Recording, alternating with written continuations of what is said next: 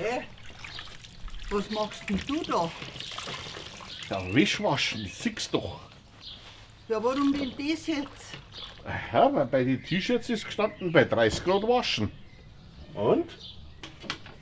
Ja, 30 Grad haben wir heute. Da, trink einmal. Ich glaub, du bist ganz schön im Unterbier.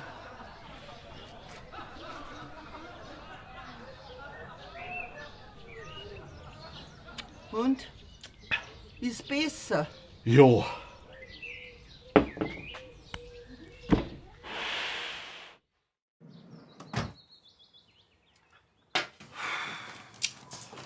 Servus! Ja, servus, Ich grüß hätte da ein Gott. Backerl für die Dame.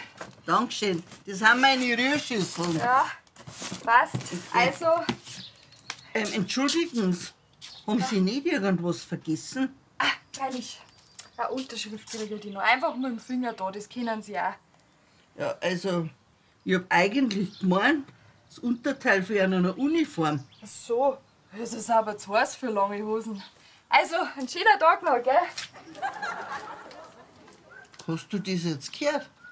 Da fällt dir nichts mehr ein, oder? Ja, ich sag nur, bin ich froh, dass sie einen Reiter Luis letztes Jahr als Postboten pensioniert haben. Stell dir mal vor, der hätte uns heute das Backerl gebracht. In Unterhosen, Feinripp und... Bitte stopp, hör auf. Sonst habe ich die Beutel mit den ganzen Tag im Kopf. Na, danke.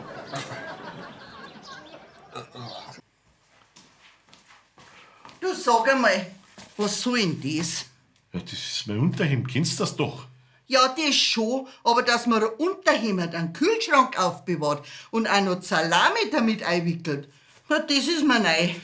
Das war ein Tipp aus dem Internet. Weil wenn man die Wäsche, bevor man es anzieht, in den Kühlschrank rein tut, dann hat das einen sehr angenehmen und kühlenden Effekt.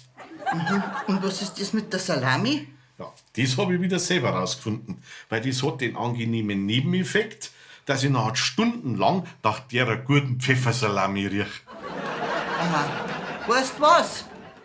Das mache ich jetzt, auch.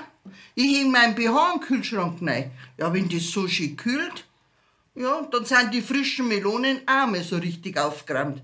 Weil die nehmen im Kühlschrank sowieso schon so viel Platz weg. Bayern Comedy wird unterstützt durch die Gigante Brauerei Schönrau.